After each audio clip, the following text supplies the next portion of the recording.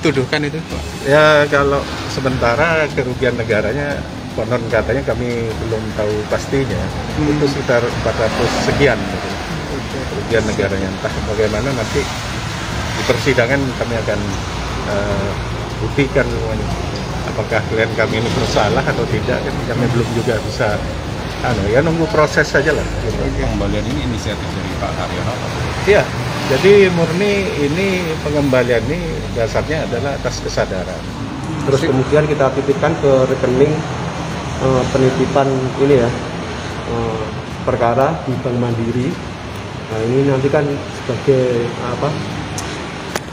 pertimbangan juga proses persidangan, kayak kita dalam menuntut ataupun nanti hakim ya ketika memutuskan, itu salah satu pertimbangan yang tersangka ini sudah ada inisiatif untuk mengembalikan.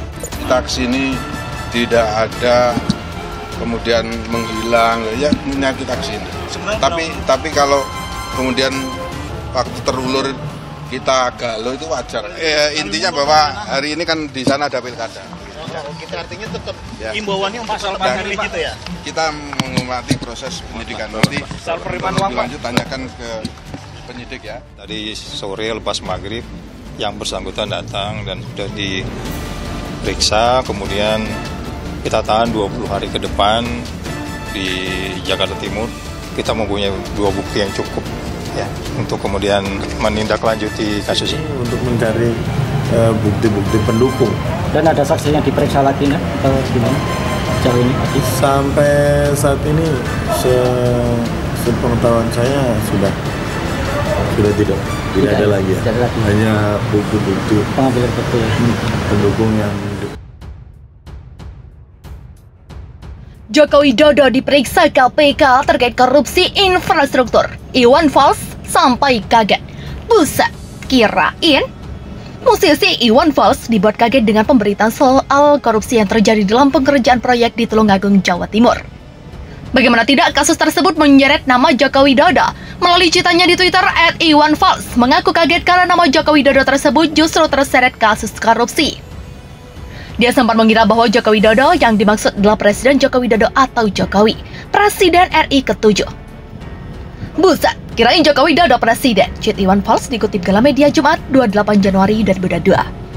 Usut punya usut, Joko Widodo yang dimaksud ternyata Joko Widodo yang merupakan pengusaha dan staf di PT Kediri Putra Group 1998-2018. Menurut PLT jurubicara Komisi Pemberantasan Korupsi, Joko Widodo sejauh ini masih berstatus sebagai saksi. Pemeriksaan dilakukan di kantor Polres Kediri Kota, Jalan KDP Slamet nomor 2, Kediri atas nama Joko Widodo Wirausaha. Kata Ali Fikri dalam keterangannya di Jakarta Rabu 26 Januari 2022 kemarin. Sebelumnya terkait kasus dugaan korupsi di Tulungagung tersebut, KPK telah memanggil setidaknya 7 orang saksi lainnya selain Joko Widodo.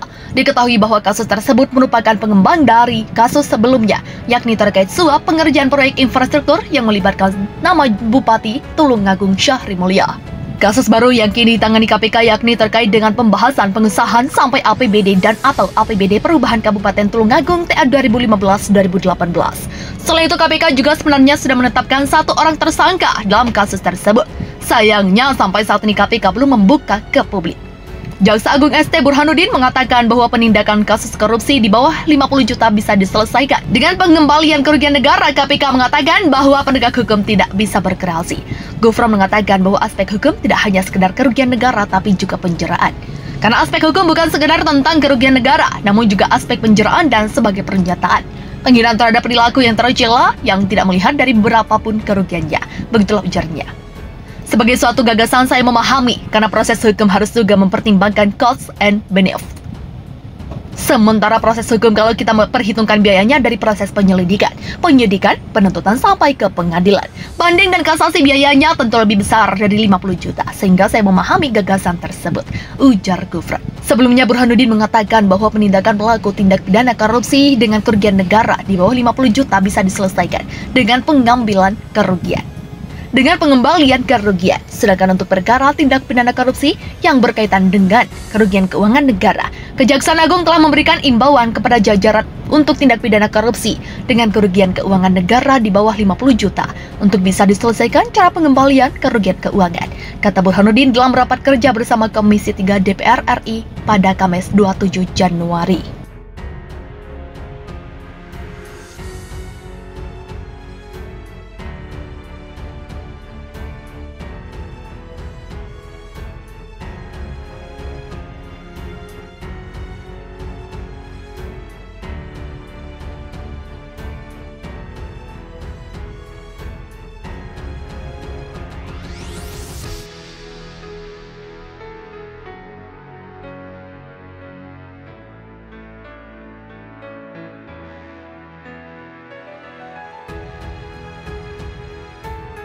Dengar ini, Yusuf Kalla bongkar kasus AS Jokowi soal IKN Nusantara. Ini dampaknya.